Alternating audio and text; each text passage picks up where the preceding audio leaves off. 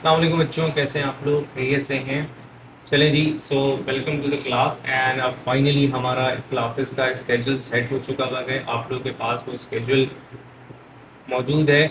Okay, so sorry I was muted, मैं उसको unmute करना भूल गया था। अस्सलाम वालेकुम एवरीवन।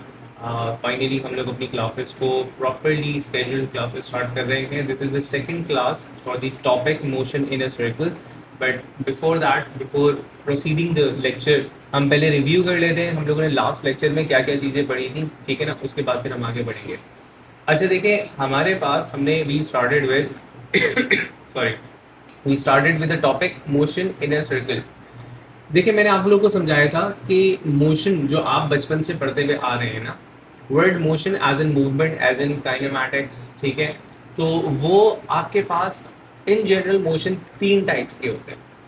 एक is translatory motion, one is circular motion जो हम इस चैप्टर में पढ़ रहे हैं, और एक है ऑसिलेटरी मोशन, ठीक है? अच्छा, एक चीज़ बड़ी अहम इसमें समझने वाली ये है कि अब तक ओ लेवल्स में एंड ए लेवल्स में एएस के अंदर आप जितनी चीज़ें पढ़ते हुए आ रहे थे, that was related to the translatory motion, जहाँ पे एक ऑब्जेक्ट जो है वो एक पॉइंट से दूसरे पॉइंट पे ट्रैवल करता था। चाहे वो फॉरवर्ड हॉरिजॉन्टल ग्राउंड पे ट्रैवल हो, फॉरवर्ड बैकवर्ड लेफ्ट राइट, चाहे वो वर्टिकल एक्सिस के ऊपर up and down against the gravity या टुवर्ड्स मतलब द ग्रेविटी वो ट्रैवल कर रहा हो, वो ट्रांसलेटरी मोशन था। अब अनदर टाइप ऑफ मोशन है सर्कुलर मोशन, सर्कुलेटरी मोशन कह सकते हैं, जिसमें एक ऑब्जेक्ट जो है वो एक गोल दायरे के अंदर, फिक्स सर्कल गोल दायरे के अंदर एक कॉमन फिक्स स्पीड के साथ, कांस्टेंट स्पीड के साथ ट्रैवल कर रहा है। Such a motion was described as uniform circular motion. मैंने कहा जहां पर एक ऑब्जेक्ट एक स्पेसिफिक सर्कुलर पाथ के अंदर इन क्या कहते हैं, इन विद यूनिफॉर्म स्पीड वो ट्रैवल कर रहा है। यूनिफॉर्म स्पीड का हमने जिक्र किया था और इस पर बात भी की थी कि हम यूनिफॉर्म स्पीड क्यों कह रहे हैं, यूनिफॉर्म वेलोसिटी नहीं कह रहे। स्पीड यूनिफॉर्म है, वेलोसिटी यूनिफॉर्म नहीं है। आज उस पर थोड़ी और बात होगी, ठीक है?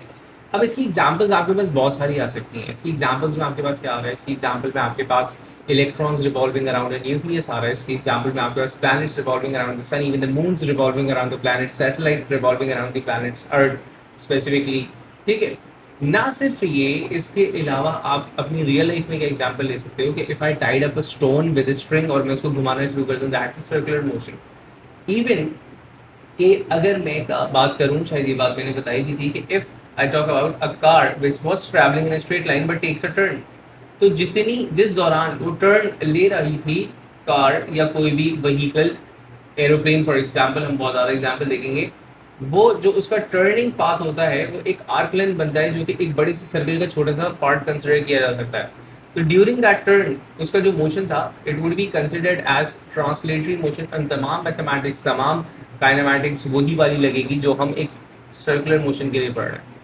अब देखो, एक चीज आप लोगों ने एएस के अंदर पढ़ा था, हम लीनियर मोशन के लिए बात करते थे, एक वर्ड यूज करते थे लीनियर मोशन, फिर हम एक बात करते थे लीनियर मोमेंटम, राइट? अब इस लीनियर का काउंटर पार्ट क्या है? इस लीनियर का काउंटर पार्ट क्या नॉन लीनियर है ना? जब आप ग्राफ में लीनियर बना रहे होते हैं तो उसका काउंटर पार्ट नॉन लीनियर हो जाता है। जब आप मोशन की बात करते हैं, मूवमेंट की बात करते हैं, क्वांटिटीज की बात करते हैं, वहां पे लीनियर का काउंटर पार्ट होता है एंगुलर। तो वो एंगुलर चीज यहाँ पर आ रही है जो कि हम लोगों ने देखी थी, जल्दी जल्दी से रिकॉल कर रहे हैं। ठीक है, सबसे पहले मैंने कहा था कि हर मोशन के पीछे एक कॉज होती है, वो कॉज फोर्स होती है। उस फोर्स तक पहुंचने से पहले हमें थोड़ी सी बेसिक बातें समझनी है। सिंस मैंने कहा कि हम लोग एक सर्कुलर पाथ की बात करेंगे, तो उसकी थोड़ी सी मैथमेटिक्स रिकॉल की थी हमने। मैंने कहा था सेंटर से सर्कमफेरेंस तक का जो पाथ होता है, जो डिस्टेंस होता है, उसको हम रेडियस जानते हैं, और यहाँ पे हम रेडियस को कांस्टेंट रख रहे हैं। दूसरी बात जो यहाँ पे बात जो मैंने यहाँ पे लिखी नहीं थी, उसको रिकॉल हम लोग कर लेते हैं कि देखिए, अगर मैं कहूँ कि एक ऑब्जेक्ट जो है वो पॉइंट ए से ट्रैवल करना स्टार्ट किया था एंड वो यहाँ से मूव करके पॉइंट बी तक ट्रैवल कर रहा है, तो बेटा ये जो इसने curved distance, curved length cover की है, इसको we all know that it is referred as arc length.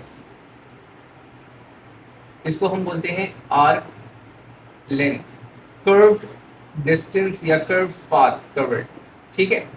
अच्छा, हमारे लिए आर्क लेंथ क्या, कौन सा डिस्टेंस है? बस यहाँ से लेके यहाँ तक, हम मेजर एंड माइनर आर्क के उसमें नहीं जा रहे, ठीक है? पॉइंट ए से point B, this is the arc length हमारे पास। और आर्क लेंथ का फॉर्मूला आप लोगों ने दो फॉर्मूलाज पढ़े होंगे।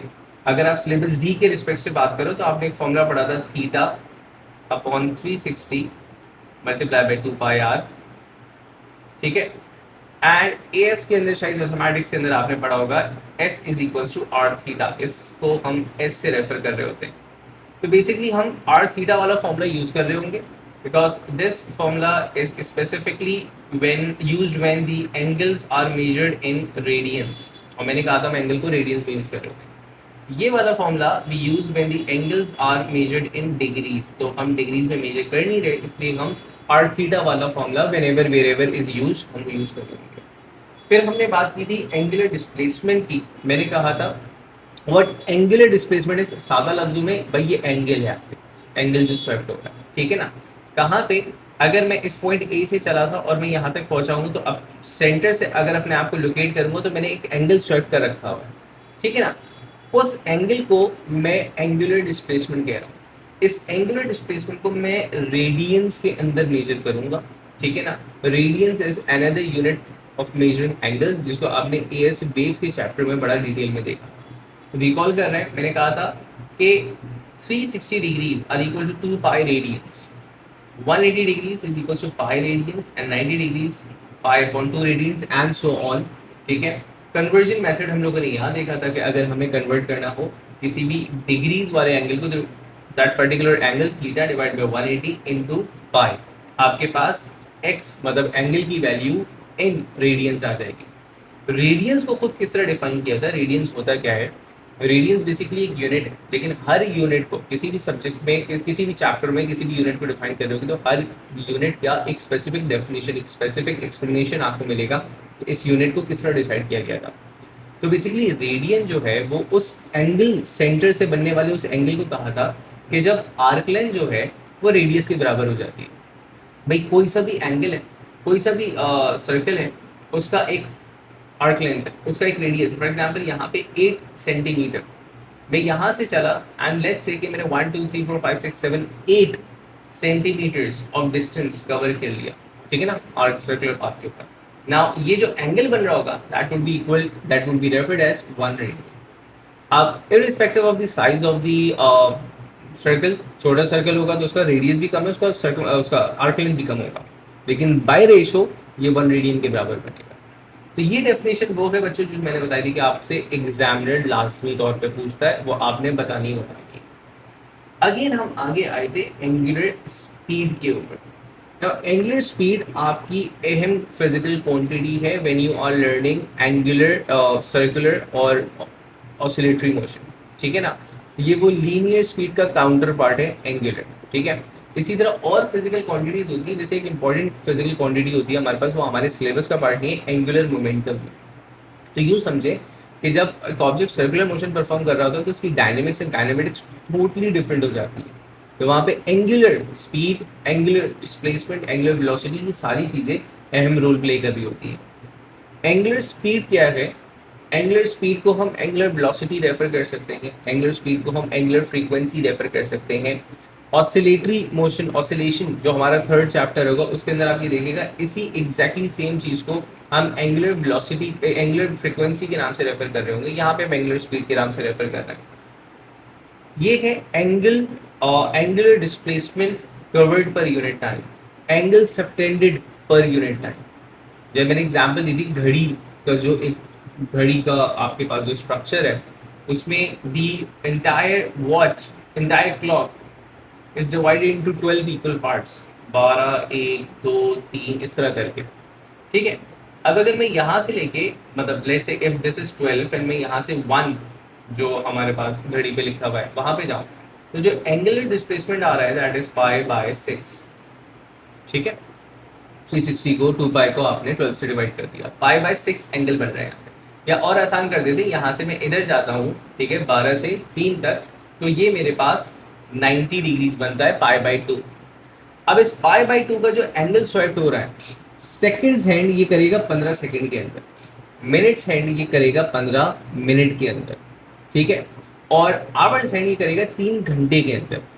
तो इसका मतलब ये है कि angular displacement is same, the time is different, तो उनकी जो एंगल स्वैप करने का रेट था वो डिफरेंट है। तो बेसिकली एंगुलर स्पीड या angular velocity, angular frequency, angular speed is basically आपके पास एंगल स्वैप होने का रेट बेसिकली, ठीक है ना, कि वो कितनी तेज घूम रहा है। मैंने कहा था इसका एक इंडस्ट्रियल, एक प्रैक्टिकल यूनिट आरपीएम भी होता है आपके पास, ठीक है। आरपीएम क्या होता है? रेवोल्यूशंस पर मिनट, ठीक है। अब वो रेवोल्यूशंस पर मिनट किस तरह इसके बराबर हमने कन्वर्जन फैक्टर देखा था, पहले हम इसको डिफाइन कर लेते हैं।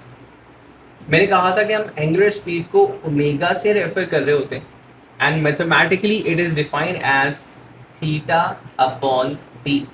Theta measured in radians, t measured in seconds. तो इसका ऐसा यूनिट आपके पास रेडियंस पर सेकेंड, जो कि इस एक्सप्रेशन में लिखा जाएगा, हम इसको रेडियंस पर सेकेंड में मेजर कर रहे होंगे, ठीक है। मैंने कहा था कि अगर एक कंप्लीट रेवोल्यूशन की बात करूं, एक कंप्लीट साइकिल की बात करूं, 12 से घूम करके दोबारा 12 पर आ गई है, सुनिए, तो ये 360 डिग्री की rotation angle wise, radians wise ये हुआ 2 पाई। और वन कंप्लीट रोटेशन के लिए, वन कंप्लीट साइकिल के लिए हम हमेशा एक टर्म टाइम के लिए यूज करते हैं, टाइम पीरियड। इतना अब आपको समझ में आ गया होगा कि टाइम पीरियड का जो लफ्ज है वो एक कंप्लीट साइकिल, किसी भी रिपीटेड मोशन के कंप्लीट साइकिल के लिए पीरियड का वर्ड यूज होगा, ठीक है। चाहे वो वेव्स का हो, चाहे वो सर्कुलर मोशन हो, चाहे वो ऑसिलेटरी मोशन हो, पेंडुलम वाली ऑसिलेटरी मोशन की एग्जांपल है। तो अगर ये 12 से घूम करके 12 दोबारा आ गया तो टाइम पीरियड कैपिटल टी लिखा जाएगा, ठीक है ना। तो मैंने कहा this could be another formula if I know the time period of the entire circular motion, तो मैं वहां से भी ओमेगा निकाल सकता हूँ। And this formula would be use for specific arc length, एक स्पेसिफिक सेक्टर के लिए मैं यूज कर रहा हूँ इसको, जब एंगल इज लेसर देन और इवन ग्रेटर देन 360, ठीक है ना। ऐसे भी कर सकते हैं ना भाई, घूम के दोबारा यहाँ पर आ गया था, तो वो एंगल तो आपके पास ये कितना हो गया, आपके पास ये 3 पाई हो गया था, ठीक है ना। एंड उसके बाद जो भी उस पर टाइम लगा था, तो आप ये भी कर सकते हैं लेसर और ग्रेटर। एग्जाम्पल्स में मैंने देखा था कि जो क्लॉक के हैंड्स थे, हमने उसके ही एंगुलर स्पीड्स निकाली थी, ठीक है। 2 pi by 60, 2 pi by 3600, 2 pi by whatsoever 12 into 3600, ये जो हमने वैल्यू निकाली थी, ये डिफरेंट एंगुलर स्पीड्स आई थी। मैंने कहा था इसको हम आरपीएम कहते हैं। आरपीएम हम क्यों कह रहे हैं? Revolutions per minute. अब अगर मैं गाड़ी के टायर की बात करूं, तो गाड़ी का टायर 1 मिनट में न जाने कितनी नंबर ऑफ रेवोल्यूशंस कर लेता है, ठीक है ना। तो उसकी एंगुलर स्पीड रेडियंस पर सेकंड में निकालना वुड बी इम्प्रेसाइज्ड, ठीक है। तो ऐसे में हम क्या करते हैं, या और भी कोई इंडस्ट्रियल मैकेनिज्म है जहाँ पर कोई चीज़ घूम रही है हमारे पास, वहाँ पे रोटेटरी मोशन को, उसकी एंगुलर स्पीड निकालने के लिए क्या कहते हैं, रेवोल्यूशंस रेडियंस पर सेकंड निकालना थोड़ा सा टफ भी हो जाएगा, इम्प्रेसाइज भी जाएगा। तो प्रैक्टिकल यूनिट और रेवोल्यूशंस पर मिनट है कि how many number of revolutions are been done in a second, ठीक है। एक रेवोल्यूशन का मतलब है 2 पाई रेडियंस। तो लेट्स से व्हाटएवर मैंने कहा कि गाड़ी है या फिर any drum that is rotating with 1500 RPM, अच्छा मैंने एग्जांपल दी हुई है। तो 1500 रेवोल्यूशंस का मतलब है कि 1 मिनट के अंदर 2 पाई जो एंगल था वो 1500 टाइम्स हुआ, तो angle would be multiplied by the number of revolutions. और इसको टाइम मिनट्स में था, सेकंड्स में कन्वर्ट किया था। तो दिस इज द मेथड कि आप multiply by 2 pi divide by 60 करेंगे और आपका आरपीएम जो है वो रेडियंस पर सेकंड के अंदर आ जाएगा। बहुत कम ऐसे क्वेश्चंस पास मिनट्स में मिलेंगे जहाँ पे आरपीएम से कन्वर्ट करना होगा। अलबत्ता ये कि कुछ प्रैक्टिस क्वेश्चंस हम वर्कशीट्स के फॉर्म में करेंगे जहाँ पे हमें ये काम करना होगा ताकि हमें इसकी प्रैक्टिस आती हो। अब आगे हम चीज पे गए थे, that was linear speed. Now this is the thing which बच्चों I was trying to explain. ये देखिए linear speed and linear speed जब वर्ड आता है ना, तो बच्चे समझते हैं कि यार इसका काउंटर पार्ट, इसका ऑपोजिट होगा नॉन लीनियर स्पीड। ना, इसका counter part is not non linear speed, इसका counter part is angular speed. Linear speed वो स्पीड जिससे ऑब्जेक्ट जो भी था, व्हीकल या ऑब्जेक्ट, वो ट्रांसलेशन परफॉर्म कर रहा था। जो हमने ओ लेवल्स में पढ़ी थी स्पीड, जो हमने ए लेवल्स में एएस में पढ़ी थी स्पीड, ये उस स्पीड की बात हो रही है। तो इसका counter part is angular speed, जो अब इससे पहले देख रहे थे। लीनियर वेलोसिटी, लीनियर वेलोसिटी हर मोमेंट की डायरेक्शन के साथ जो velocity. Now there is a difference between linear speed and linear velocity over here. We all know that speed is just the magnitude of velocity, ठीक है। velocity is with magnitude and direction also. अब अगर एक object गोल दायरे के अंदर घूम रहा है तो, और विद यूनिफॉर्म स्पीड, जो कि हमने शुरू में ही शर्त रख दी थी कि भाई स्पीड यूनिफॉर्म रखनी है हमने, ठीक है। तो अगर एक ऑब्जेक्ट जो है वो यूनिफॉर्म स्पीड के साथ घूम रहा है, उसकी वेलोसिटी का मैग्नीट्यूड जो है वो यूनिफॉर्म है, लेकिन वेलोसिटी की डायरेक्शन जो है वो चेंज हो रही है। So any object performing a uniform circular motion has a uniform linear speed but a non-uniform linear velocity। ठीक है। नॉन यूनिफॉर्म का रीजन क्या है? डायरेक्शन। मैंने एक एग्जांपल ली थी, मैंने कहा था देखें ये एक लेट्स से कि एक सर्कुलर पाथ है जिसमें एक ऑब्जेक्ट है जो कि पॉइंट ए से लेट्स से स्टार्ट किया था, पॉइंट ए से बी पर आया, बी से सी, सी से डी, एंड ये घूम रहा है पाथ। इसकी जो स्पीड थी, लीनियर स्पीड थी, वो थी 5 मीटर पर सेकेंड। तो एट एवरी पॉइंट इसकी स्पीड होगी 5 मीटर पर सेकेंड। नो मैटर कि वो इस जगह पर होगा, वो इस जगह पर होगा, वो इस जगह पर होगा, ये हमेशा क्या होगी? 5 मीटर पर सेकेंड होगी। वेलोसिटी की अगर बात करूंगा तो point A B C D के ऊपर वेलोसिटी का मैग्नीट्यूड रहेगा 5 मीटर पर सेकेंड। वेलोसिटी की डायरेक्शन की बात करूँ, यहाँ पे 5 है तो सी पे इट्स -5 क्योंकि डायरेक्शन डाउनवर्ड है उसकी। अगर यहाँ पे इट्स 5 तो बी पर इट्स -5 क्योंकि डायरेक्शन टुवर्ड्स लेफ्ट है। और सिर्फ यही नहीं, अगर मैं कहीं सेंटर में मतलब एट डिफरेंट एंगल यहाँ बना लेता तो वो एक पर्टिकुलर एंगल के साथ आ जाता आपके पास। वो एंगल आप यहाँ से मेजर करते, यहाँ से मेजर करते, ठीक है, वो एक पर्टिकुलर एंगल आ जाता। So the velocity of an object changes, object performing circular motion, the direction changes at every point, magnitude remains same. अब देखो हमारे पास जो फॉर्मूलाज हैं उसके अंदर हम वेलोसिटी जो रेफर कर रहे हैं वो with respect to the magnitude कर रहे हैं। तो आप उसको लीनियर स्पीड बोलो या अगर मैं वेलोसिटी भी उसको बोल रहा हूँ तो ये जहन में रखिएगा कि मैं उसके सिर्फ और सिर्फ मैग्नीट्यूड की बात कर रहा हूँ, क्योंकि अब हम उस मैथमेटिक्स पे जा रहे हैं जहाँ पे हमारे पास फॉर्मूलाज बढ़ रहे हैं, वेलोसिटी वहाँ पर आ रही होगी। तो एक रिलेशन देख रहे हैं, relation between linear velocity, linear speed and angular speed. ठीक है, जरा गौर से सुनो। देखो ऐसा है कि आपके पास ये सारी बातें चलेंगी, मैं बता चुका हूँ पूरी डिटेल। मैंने इसको यहाँ पे थोड़ा सा जल्दी में समझा दिया था लास्ट क्लास में, जहाँ तक मुझे याद है। मैं इसको एक दफ़ा दोबारा एक्सप्लेन करूँगा। ठीक है, हम देख रहे हैं रिलेशन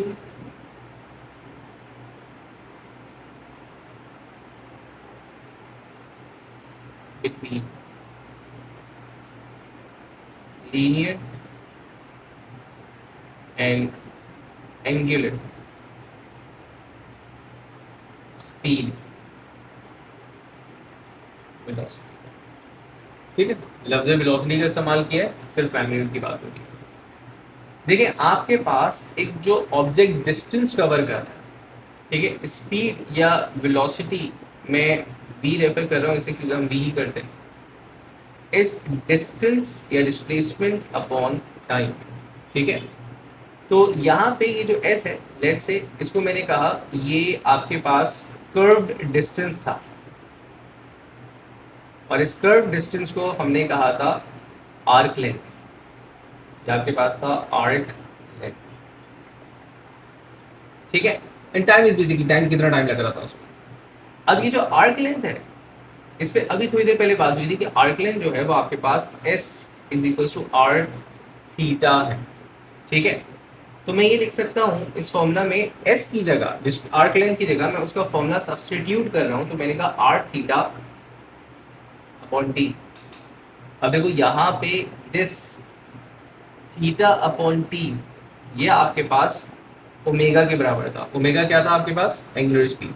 ठीक है, ये आपके पास फॉर्मूला फाइनली यहाँ से ड्राइव होता है v is equals to r omega. So this is the relation between the linear speed and angular speed. ठीक है, अब यहाँ से रिलेशन को इस तरह समझ सकते हो कि देखो अगर आपके पास रेडियस कांस्टेंट है, ठीक है ना, अगर मैं कांस्टेंट पाथ के ऊपर चल रहा हूँ, रेडियस कांस्टेंट है मतलब स्पेसिफिक सर्कल की बात कर रहा हूँ, उस स्पेसिफिक सर्कल पे अगर मैं अपनी लीनियर स्पीड बढ़ाऊंगा तो मेरी एंगुलर स्पीड भी बढ़ जाएगी। कॉमन सेंस की बात है कि देखो अगर मेरे पास एक गोल दायरा है, ठीक है, उस गोल दायरे पे मैं ट्रैवल कर रहा था, ठीक है, अब यहाँ से अगर मैं अपनी लीनियर स्पीड को बढ़ाता हूँ इस पॉइंट से, ठीक है, तो मैं एंगल भी तो जल्दी जल्दी स्वैप करता हुआ चला जा रहा हूँ ना, तो लीनियर स्पीड डायरेक्टली प्रोपोर्शनल हो जाती है एंगुलर स्पीड के, अगर मैं एक स्पेसिफिक रेडियस की बात कर रहा हूँ। ठीक है, लेकिन अब एक मज़ेदार सी बात समझिएगा, ठीक है ना, वो मजेदार सी बात ये है कि लेट्स से कि radius is not in my hand, angular speed या वेलोसिटी इज इन माय, ठीक है। किस तरह, मैं अगर इस तरह कहूँ आपसे कि अगर मैं v को इंक्रीज कर रहा हूँ,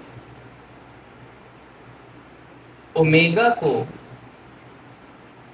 कांस्टेंट रखा, v को इंक्रीज किया है और ओमेगा को क्या किया मैंने, कांस्टेंट रखा है, ठीक है।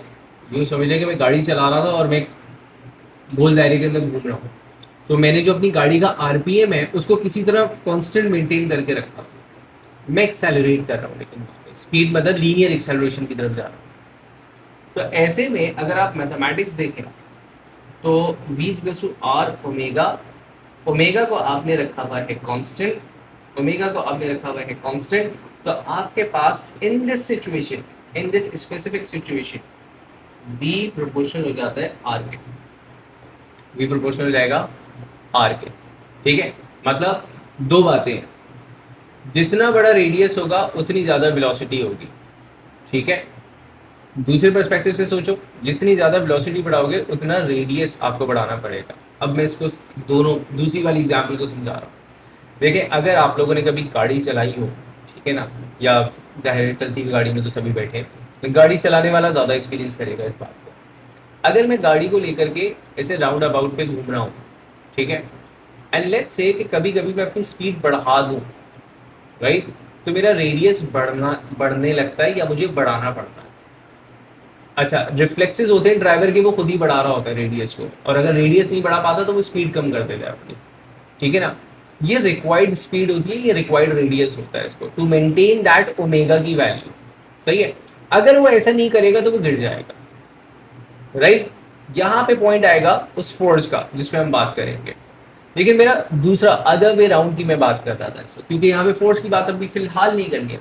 अदर वे राउंड ये है कि फॉर एग्जाम्पल मैं दो डिफरेंट कार्स का जिक्र करूँ आपसे, a car which is let's say a normal car 800 CC Mehran की बात कर लें, ठीक है, और दूसरी कार कोई एसयूवी कार ले लेते हैं, लेट्स से आपके पास लैंड क्रूजर या फिर आपके पास जो भी इस टाइप के फॉर्च्यूनर टाइप की कोई गाड़ी है, दोनों के टायर साइज में फर्क है, ठीक है ना। मेहरान का टायर एक छोटा टायर है और फॉर्च्यूनर का ये जो बड़ी एसयूवी है उसका टायर जो है वो आपके पास ग्रेटर टायर है, ठीक है। तो अब मुझे एक बात ये बताएं कि मैं दोनों ही टायर्स को, दोनों ही गाड़ियों को मैंने same angular speed, angular velocity maintain करने का, दो ड्राइवर्स थे, मैंने दोनों ड्राइवर्स को बोला कि आपने जो अपनी एंगुलर स्पीड है वो सेम, अपना जो आरपीएम है वो सेम रखना है, मतलब एंगुलर स्पीड सेम रखनी है। आपके हिसाब से ये दोनों पहिए एक ही रेट से घूम रहे हैं, ठीक है, लेकिन ज्यादा तेज कौन घूम रहा होगा, ज्यादा डिस्टेंस कौन कवर कर रहा होगा, ज्यादा डिस्टेंस जिसका रेडियस आपके पास ज्यादा है वो ज्यादा तेज घूम रहा होगा। आ रही बात समझ में? क्यों? देखें, जितनी देर में ये यहाँ पर आएगा, इसका अच्छा खासा मतलब ये है कि जितनी देर में ये आ रहा है, ये अच्छा खासा बड़ा डिस्टेंस अपना कवर कर चुका है, क्योंकि इसका आर्क लेंथ जो है वो आपके पास ग्रेटर है, ठीक है ना। जो एंगल स्वैप्ड होगा वो सेम होगा, जितना एंगल इसने स्वैप किया है उतना ही एंगल ये स्वैप करेगा, लेकिन सरकमफेरेंस बड़ा होने की वजह से इसका जो आर्क लेंथ है दैट विल बी ग्रेटर। तो उतने ही टाइम में, उसी स्पेसिफिक टाइम के अंदर जो बड़ा टायर है उसने डिस्टेंस ज्यादा कवर किया होगा, तो इसका मतलब है कि उसकी जो स्पीड होगी, उसकी जो लीनियर स्पीड होगी वो ज्यादा होगी। तो इसलिए आपको ऐसा होगा कि अगर एक मतलब अगर गाड़ी चलाने वाले हैं आप लोगों को तो अंदाजा होगा कि अगर मैं एक ऐसी गाड़ी में बैठा हूँ जिसके टायर कम है, मैं हल्की सी रेस दूंगा तो गाड़ी ट्रैवल कर रही है, लेकिन उसी लेवल ऑफ रेस के ऊपर, उसी लेवल ऑफ एक्सेलरेशन के ऊपर जो बड़ी गाड़ी होती है वो ज्यादा थोड़ा सा स्पीड शो कर देती है। रीजन क्या है? ये है, आपने ओमेगा कांस्टेंट रखा हुआ था, टायर डिफरेंस होने की वजह से उसकी जो लीनियर वेलोसिटी थी वो ज्यादा थी। आई बात समझ में? आई होप ये पॉइंट समझ में आया, ठीक है। दूसरा पॉइंट, दूसरा पॉइंट ये है, अच्छा इन केस पॉइंट ना समझ में आ रहा तो you can use your chat और even you can use your mic to speak up for any question. दूसरा सवाल ये कि फॉर एग्जांपल मैं v को कांस्टेंट रखता हूँ, वेलोसिटी मैंने क्या रखी हुई है? कांस्टेंट रखी हुई है, ठीक है। अगर मैंने वेलोसिटी कांस्टेंट रखी हुई तो according to the formula v is equals to r omega.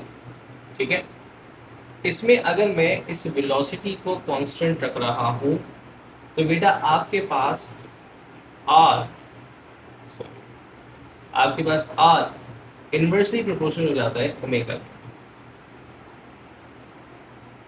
ठीक है, मतलब समझिएगा बात को। अगेन वही एग्जांपल, वही एक एग्जांपल कि आपके पास अब वही दो गाड़ियां हैं, मेहरान और एसयूवी, आपके पास लेट्स से फॉर्च्यूनर। ठीक है, उसमें और अब मैंने उन दोनों को बोला कि यार तुम लोगों ने अपनी कांस्टेंट स्पीड रखनी है। लेट्स से कि तुम लोगों ने अपनी स्पीड को फिक्स रखना है एट 30 मीटर्स पर सेकेंड, इनकी स्पीड सेम है। ठीक है, लेकिन अब सिंस आपके पास, अगर मैं मेहरान की बात करूंगा तो मेहरान के टायर का रेडियस कम है, तो उसका जो ओमेगा होगा, आरपीएम होगा, वो ज़्यादा होगा। ठीक है, और सिंस आपके पास जो बड़ी गाड़ी है उसका टायर का रेडियस ज़्यादा है, तो उसका आरपीएम क्या होगा, कम होगा। मतलब उस स्पेसिफिक स्पीड को मेंटेन करने के लिए Mehran needs a greater RPM, greater angular speed, and the बड़ी गाड़ी Fortuner needs a lesser RPM. ठीक है, तो ऐसा होता है ना कि स्पीड पे भगा रहे थे, एक अच्छी वाली गाड़ी है जरा, ठीक है, मेहरान भी अच्छी गाड़ी, no offence to Mehran owners, लेकिन आपके पास एक बड़ी गाड़ी है, तो वो जो बड़ी गाड़ी वाला है उसके इंजन में इतना कोई शोर शराबा नहीं हो रहा, उसकी गाड़ी सुकून से चल रही है। ठीक है, कोई इंजन आवाज नहीं कर रहा। ठीक है ना, क्यों नहीं कर रहा, उसको इतनी आरपीएम की जरूरत ही नहीं पड़ रही है। लेकिन मेहरान जो गाड़ी चला रहे हैं, और मैं कुछ दूसरी गाड़ी का नाम ले लेता हूँ, लेट से कोई और छोटी गाड़ी, ठीक है, मेहरान ओनर्स ऑफेंड ना हो जाए, दूसरी गाड़ी अगर कोई चला रहा है तो भाई उसको इंजन की बहुत आवाज निकल रही होगी, इंजन बहुत शोर कर रहा होगा। इंजन क्यों शोर कर रहा है, इंजन इसलिए शोर कर रहा है क्योंकि उसको उस स्पीड को मेंटेन करने के लिए ज्यादा आरपीएम की जरूरत होगी। ठीक है, आई होप मैंने कंफ्यूज ना किया होगा, लेकिन थोड़ी बहुत हो सकता है कि कंफ्यूजन अगर बैठी हुई हो, तो जब आगे जाकर के हम फोर्स का जिक्र करेंगे, क्वेश्चंस वगैरह सॉल्व करेंगे, तो फाइनली इन कंफ्यूजन से आप निजात पाएंगे। ठीक है, so this was some relation between v omega and r। तो तीन फिजिकल क्वांटिटीज पढ़ी थी, velocity, linear velocity, angular velocity and radius, उन तीनों का आपस में रिलेशन देखा। अब फाइनली वेलोसिटी को कंटिन्यू करते हुए एक इंपॉर्टेंट क्वांटिटी की तरफ हम जा रहे हैं। ठीक है ना, अब हम जा रहे हैं फाइनली उस क्वांटिटी की तरफ जिसकी वजह से सारे काम हो रहे हैं। हम जा रहे हैं सेंट्रीपिटल की एक्सेलरेशन की तरफ, लेकिन before that will see centripetal acceleration.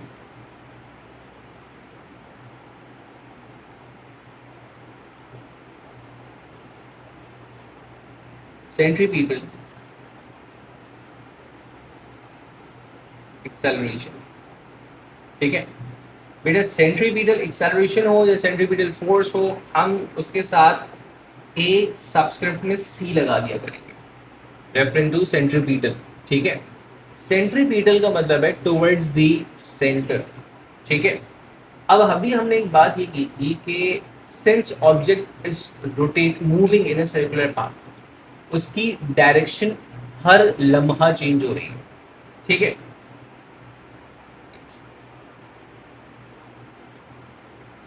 Object हमारे पास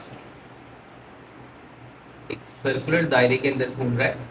ठीक है, और उस ऑब्जेक्ट की जो एक्सेलरेशन है और वेलोसिटी है, वो एट एवरी पॉइंट अपनी डायरेक्शन को चेंज कर रही है। सही है, लेट्स से मैंने कहा कि हम इस पॉइंट से स्टार्ट कर रहे हैं, ऑब्जेक्ट यहाँ से स्टार्ट किया था। ठीक है, एन ऑब्जेक्ट कहीं भी लेट्स से अनदर पॉइंट यहाँ पर आया, राइट। इसकी जो वेलोसिटी है आपके पास बेटा, इसकी वेलोसिटी हमेशा टेंजेंशियल रहेगी इसके सर्कुलर पाथ के, इस तरह। या फिर मैं यूं कहूँगा कि इसकी जो वेलोसिटी है वो परपेंडिकुलर रहेगी हमेशा इसके रेडियस के। अगर मैं रेडियस ड्रॉ करूं इस सर्कुलर पाथ का, इसका रेडियस ये है। ठीक है, तो no matter what the position is, उसका जो रेडियस है वो परपेंडिकुलर है उसकी वेलोसिटी से। ठीक है, अब जरा गौर करो, इसको थोड़ा सा मैं बिगर स्केल के ऊपर लेकर के आऊं। देखो ये तो बहुत डिस्टेंस दूर था, अगर मैं बिल्कुल नेक्स्ट इंस्टेंट की बनाता तो नेक्स्ट इंस्टेंट पे आपके पास वेलोसिटी ऐसी हो जाती। इसके नेक्स्ट इंस्टेंट पे वेलोसिटी ऐसी हो जाए, velocity is every time changing direction and change in velocity is caused by acceleration. The rate of change of velocity is referred as acceleration. तो यहाँ पे although the magnitude of the object of the velocity is uniform, but still the object would be referred to accelerate. और इस वक्त वो जो acceleration है वो आपके पास होगी, this was the velocity, और इस वक्त जो acceleration होगी उस acceleration की direction होगी towards the center of the circular path. Acceleration की direction towards the center of the circular path. अच्छा, दो रीजन है हमारे पास, मैथमेटिकल और कॉन्सेप्चुअल. मैथमेटिकल रीजन इत्तेफाक से खुशनसीब है आप लोग के उस सिलेबस का पार्ट नहीं है. The derivation of this centripetal acceleration is not the part of this syllabus. Still for your curiosity, अगर आपको जानना चाहिए कि जानना चाहेंगे भाई क्या है इसकी डेरिवेशन, तो I provide you with that. ठीक है, समझा भी दूंगा, लेकिन उस सिलेबस का पार्ट नहीं है. Towards the centre of the circle, या तो डेरिवेशन से समझ में आएगा या इस कॉन्सेप्ट से समझ में आएगा कि acceleration is caused by force. अब क्योंकि force centripetal force he towards the centre है तो एक्सेलरेशन भी वही होगी. ठीक है, now this centripetal acceleration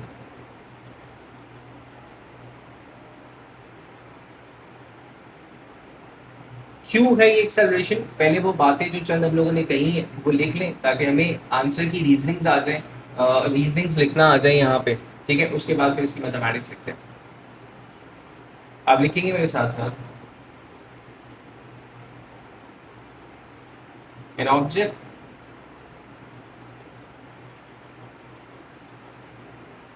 moving in a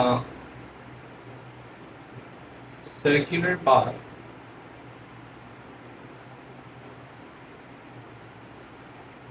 has constant velocity, but its direction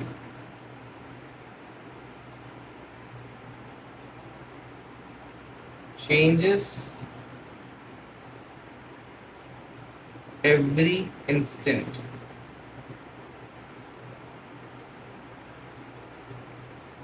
ठीक है, since velocity is vector quantity,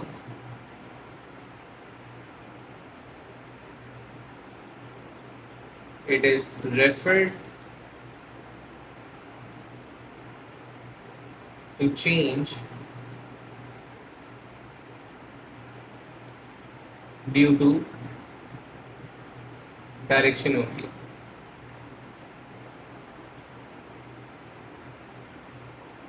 ठीक है,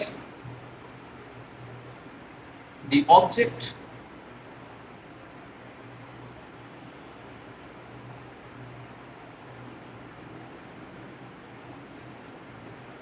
experiences acceleration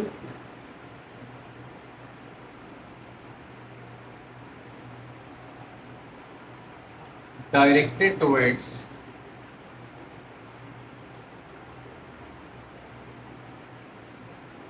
the center of the circle, of the circular path.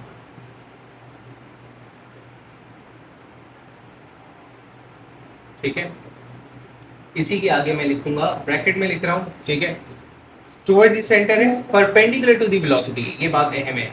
ठीक है, it's perpendicular to the velocity.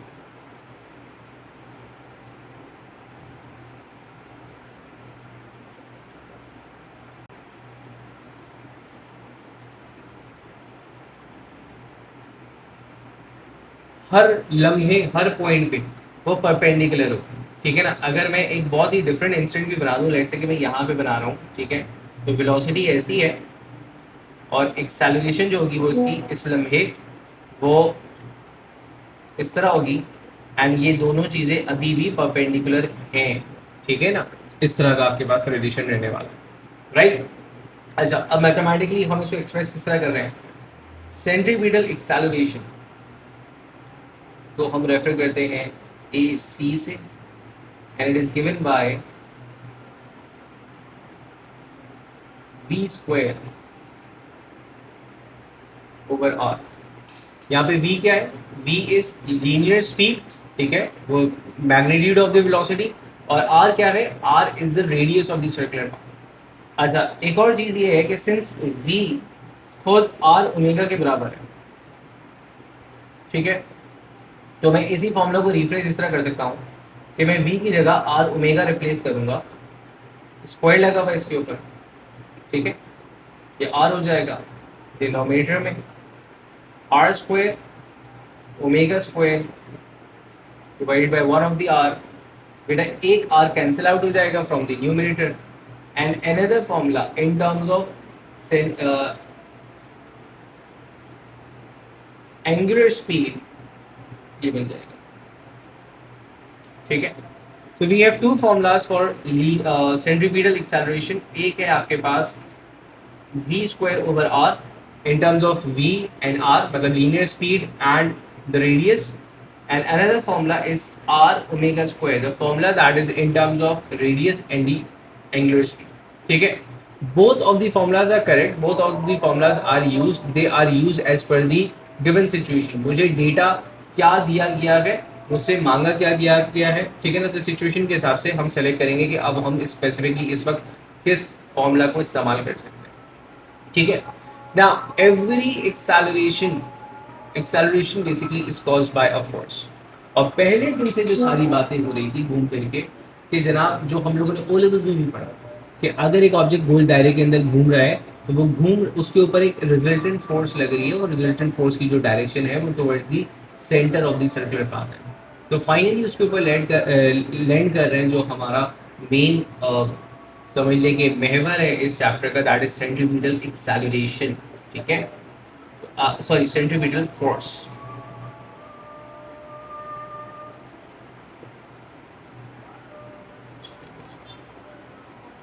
अब heading लेंगे centripetal force की।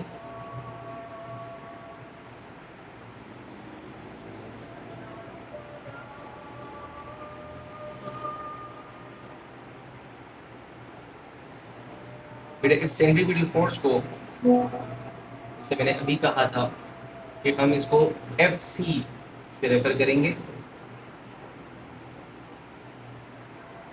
ठीक है, सेंट्रीपिटल फोर्स, ठीक है, F फोर्स C सब्सक्रिप्ट के अंदर आप लिखेंगे।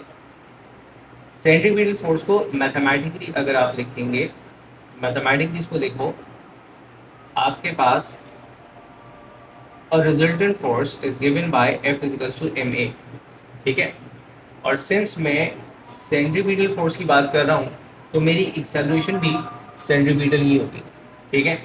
और इस सेंट्रीपिटल एक्सेलरेशन को अभी मैंने पढ़ा कि या तो मैं इसको लिख सकता हूँ v स्क्वायर ओवर r, या फिर मैं इसको एक अदर फॉर्म में लिख सकता हूँ r ओमेगा स्क्वायर। तो उस हिसाब से मैं सेंट्रीपिटल फोर्स का जब फॉर्मूला ड्राइव करूँगा तो मेरे पास एक फॉर्मूला हो जाएगा mv स्क्वायर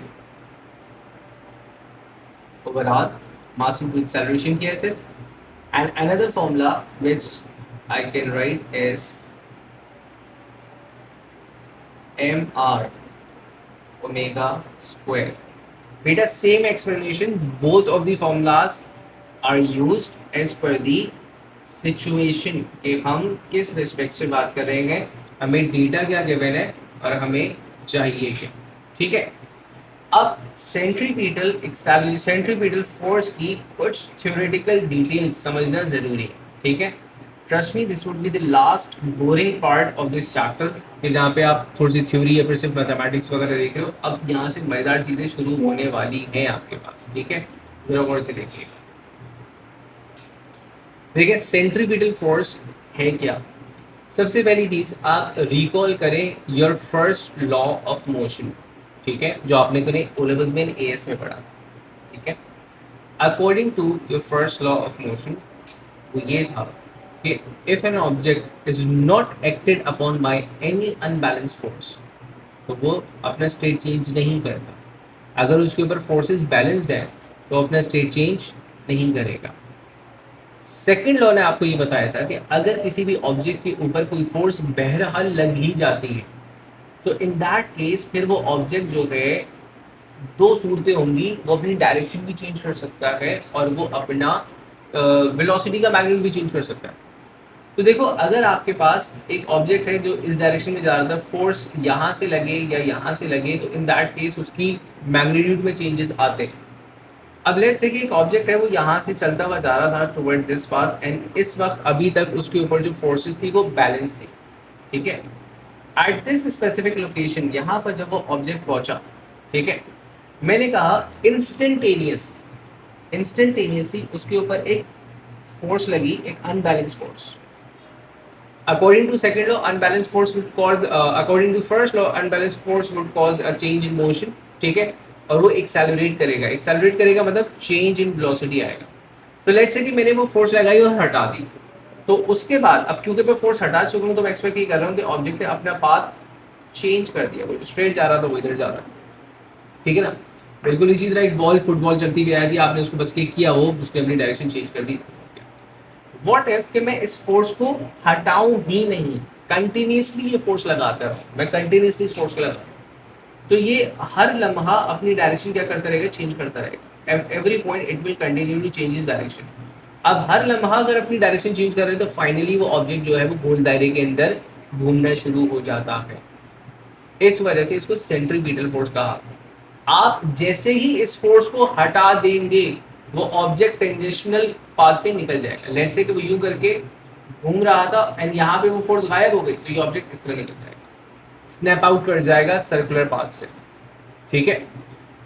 अगर मैं धागे में, रस्सी में पत्थर बांध के घुमा रहा हूँ, एट एनी पॉइंट धागा टूट गया, तो धागा टूटेगा तो आपके पास होगा क्या कि वो स्नैप आउट कर जाएगा। और कैसे स्नैप आउट करेगा, जिस पॉइंट पे वो टूटा था, लेट्स से इस पॉइंट पे टूटा, तो वो यहाँ से टेंजेंट पाथ बना के जाएगा। टेंजेंट पाथ क्यों बना रहा है, देखो, वेलोसिटी की जो डायरेक्शन थी वो टेंजेंशनल थी, अब यहाँ पे वो सर्कुलर पाथ को लीव कर रहे हैं, तो वो अपनी ट्रांसलेटरी पाथ के ऊपर आ रहा है, ठीक है। अब इन चीजों को हम डिटेल में समझेंगे ग्रेजुअली। तो सेंट्रीपिटल फोर्स क्यों जरूरी है एक सर्कुलर मोशन के लिए, वो क्यों कॉज करवाती है सर्कुलर मोशन, वो आपने यहाँ पे देखा कि उसकी डायरेक्शन मुसलसल चेंज होनी है, इस वजह से वो फोर्स वहां पे मौजूद होगी। सबसे अहम बात, यहाँ से अब सेंट्रीपिटल फोर्स की कुछ फीचर्स हम लिखने जा रहे हैं। सेंट्रीपिटल फोर्स, पहले इसकी थोड़ी सी बेसिक लिख लेते हैं, फिर फीचर्स लिखेंगे। आप लिखेंगे मेरे साथ साथ, an object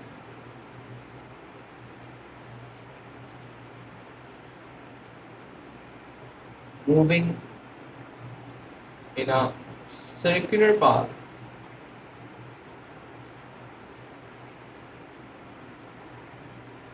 requires a force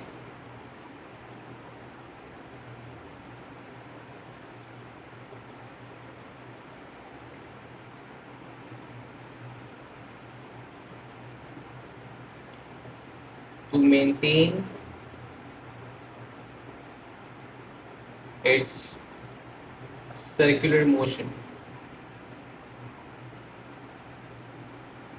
बेटा, आप लोगों ने मेरे साथ साथ लिखा होगा ना, तो यहाँ जो वर्ड रिक्वायर है ना, इसको आपने अंडरलाइन करना है, हाईलाइट करना है, ये बड़ा की फीचर है। कोई भी ऑब्जेक्ट जो घूम रहा है उसकी रिक्वायरमेंट है सेंट्रीपिटल फोर्स। अगर उसको सेंट्रीपिटल फोर्स किसी तौर नहीं मैसर होगी, तो वो गोल नहीं घूम पाएगा, ये ज़हन में रखिएगा, यही चीज हमने समझनी है। It is a requirement of a circular motion. Circular centripetal force नहीं है, सर्कुलर मोशन एग्जिस्ट नहीं करेगा आपके पास, ठीक है। इसकी कुछ फीचर्स की तरफ हम आ रहे थे, तो मैंने कहा एफ सी, अब मैं एफ सी लिखूंगा, बार बार सेंट्रीपिटल फोर्स नहीं लिख रहे हम। The force is referred as, पहले ये बात तो लिख लेते हम, the force is referred as centripetal force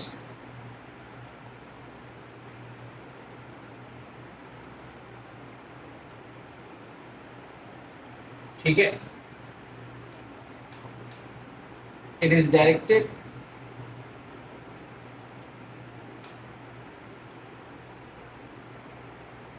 it is directed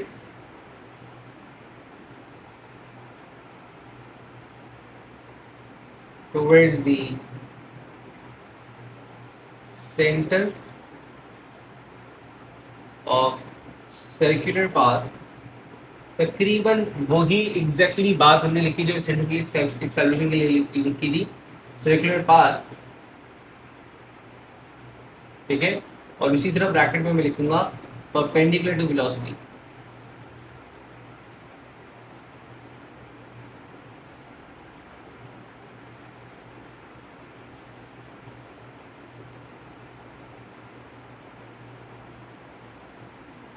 सही है जी, यहां तक की सारी बातें क्लियर होंगी।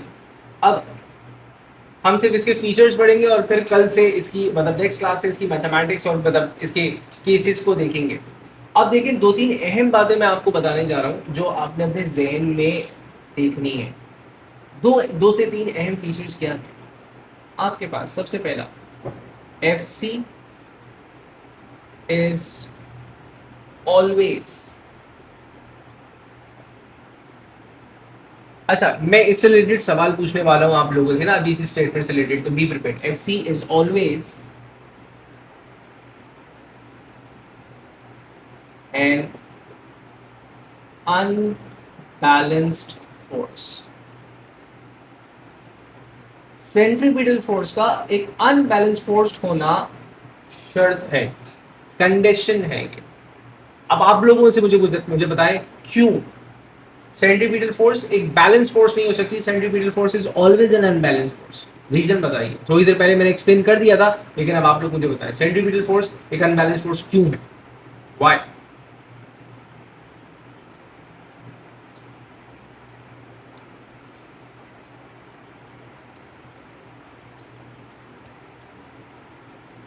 चलिए, दिस इज द पॉइंट, आपने आंसर दिया। Sir magnitude keeps changing, magnitude of what? Magnitude of velocity keeps changing. चलिए सुनिएगा, मैग्नीट्यूड ऑफ वेलोसिटी है नहीं, एक मिनट, ये क्या लिखा आपने ना, मैग्नीट्यूड तो चेंज ही नहीं होता ना। सेंट्रीपिटल फोर्स कांस्टेंट मैग्नीट्यूड है, सेंट्रीपिटल एक्सेलरेशन कांस्टेंट मैग्नीट्यूड है, वेलोसिटी कांस्टेंट मैग्नीट्यूड है। मैग्नीट्यूड तो कांस्टेंट है, डायरेक्शन चेंज हो रही है, वो भी वेलोसिटी की। यस, डायरेक्शन चेंज हो रही है, लेकिन डायरेक्शन क्यों चेंज हो रही है? डायरेक्शन चेंज हो रही है क्योंकि फोर्स लग रही है। समझ में आ रही है बात?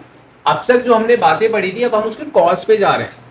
Yes, direction is changing, yes it's accelerating, लेकिन रीजन इज सेंट्रीपिटल फोर्स। सवाल इससे ऊपर का है, सवाल ये कि वो जो सेंट्रीपिटल फोर्स है उसको मैंने कहा अनबैलेंस फोर्स है। क्यों है अनबैलेंस फोर्स? बैलेंस फोर्स क्यों नहीं है?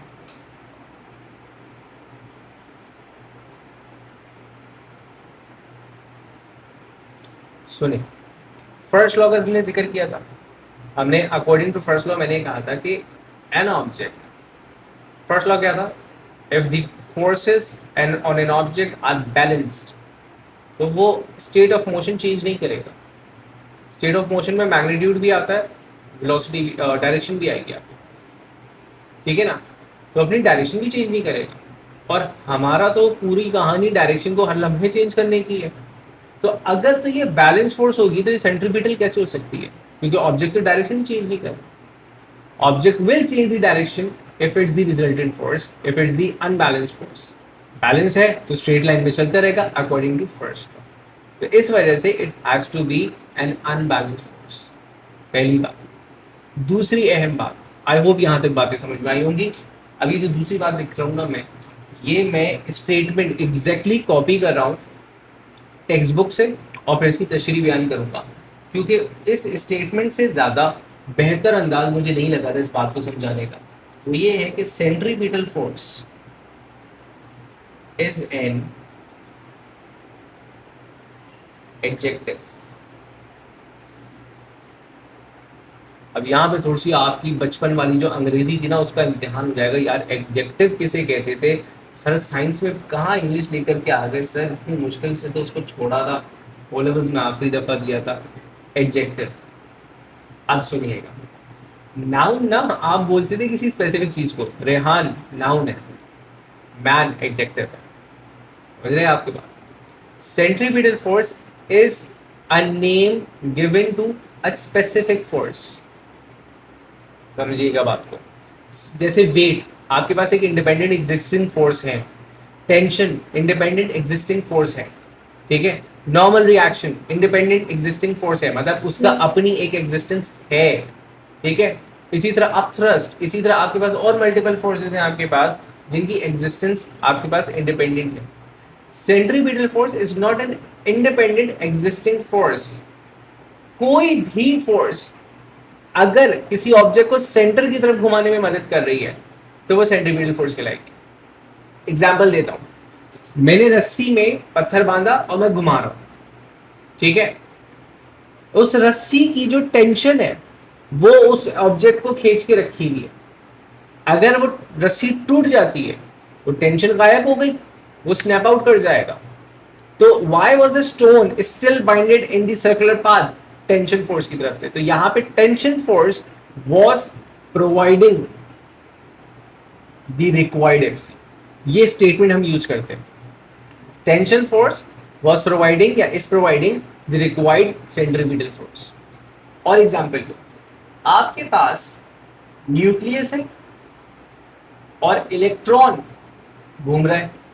बेटा ये पॉजिटिव ये नेगेटिव है, इन दोनों के दरमियान एक फोर्स है जिसको आप इलेक्ट्रोस्टैटिक फोर्स बोलते हो। बेटा अगर ये इलेक्ट्रोस्टैटिक फोर्स यहां से गायब हो जाए, ये स्नैप आउट कर जाएगा, इलेक्ट्रॉन स्नैप आउट कर जाएगा। तो यहां पे electrostatic force is providing the required centripetal force. Earth की एग्जांपल लू, अर्थ घूम रही है सन की गिर्द, तो अर्थ और सन के दरमियान ग्रेविटेशनल फोर्स है, तो gravitational force is providing the required centripetal force. तो सेंट्रीपिटल फोर्स ग्रेविटेशनल फोर्स की तरह, इलेक्ट्रोस्टैटिक फोर्स की तरह, मैग्नेटिक फोर्स की तरह, टेंशन की तरह, normal reaction, viscous drag, upthrust, इन सारी फोर्सेस की तरह कोई इंडिपेंडेंटली एग्जिस्टिंग फोर्स नहीं है। कोई भी फोर्स आपके पास, कहीं पर फ्रिक्शन आप देखोगे सेंट्रीपिटल फोर्स प्रोवाइड करी होगी, कहीं पे नॉर्मल रिएक्शन फोर्स, कहीं पे लिफ्ट फोर्स, कहीं पे टेंशन फोर्स, कहीं पे ग्रेविटेशनल फोर्स। तो centripetal force is provided by any other existing force. तो this is what we mean by FC is an adjective. तो इस बात को मैं थोड़ा सा और एक्सप्लेन करूं। अच्छा जी, ये बात क्योंकि थोड़ी सी टेक्निकल थी, तो अगर ये बात आपको समझ में आ गई तो चैट पे आपने थम्स अप डालना है ताकि मैं क्लियर हो जाऊं कि ये बात पहुंच गई है वहां पे। तो मैंने लिखा FC, रिक्वायर्ड FC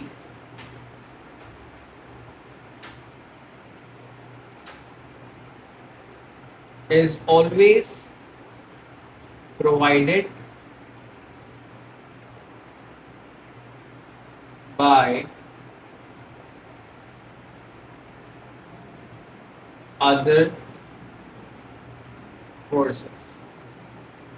ठीक है, अब वो अदर फोर्सेस क्या है, एक दो मैं एग्जांपल दे रहा हूं आपके पास, ठीक है ना। This would be the last thing तो हम आज कवर कर रहे हैं, और उसके बाद नेक्स्ट क्लास में स्पेसिफिक केसेस देखेंगे, ठीक है ना। मुझे जनरल एग्जांपल में आप देखेंगे।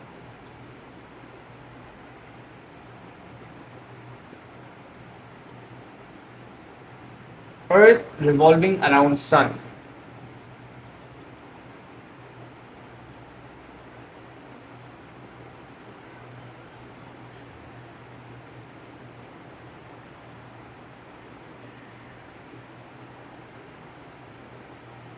FC is provided by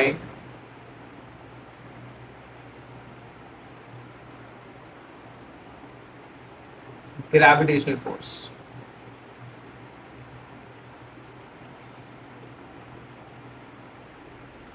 ठीक है, दूसरी example, electrons revolving around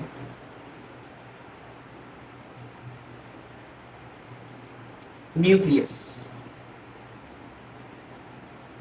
FC क्या है यहाँ पे, electrostatic force.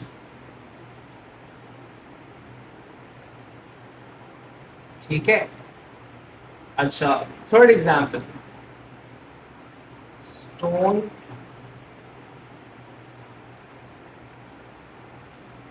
whirled around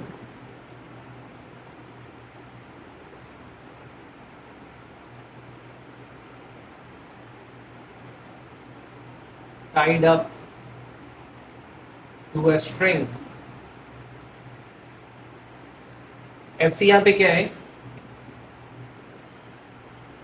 tension force. ठीक है, तो सेंट्रीपिटल फोर्स एक सर्कुलर पाथ की, एक सर्कुलर मोशन की रिक्वायरमेंट है। ये नहीं होगी, सर्कुलर मोशन एग्जिस्ट नहीं करेगा। It's always an unbalanced force. It is directed toward the center. It's perpendicular to the velocity. It's always an unbalanced force. It is provided by any other force depending on the situation. हमने दो तीन example देखी यहाँ पे। अर्थ revolving around the सन में gravitational force required centripetal force को वो मतलब वो फुलफिल कर रहा है, उसकी रिक्वायरमेंट को फुलफिल कर रहा है। चलें, सो this was the lecture till today. अब अगले लेक्चर के अंदर हमारी फाइनल जो है वो मजेदार से केसेस शुरू होंगे। हम स्पेसिफिक केसेस पढ़ेंगे, हम हॉरिजॉन्टल सर्कल्स, हम vertical circles and specific cases पढ़ेंगे। तो ये जो सारी बातें हम लोगों ने अभी मैथमेटिक्स काइनेमैटिक्स की पूरी देखी थी, it will start to make sense. ठीक है, तो meet you in the next class. Till then, अल्लाह हाफिज़।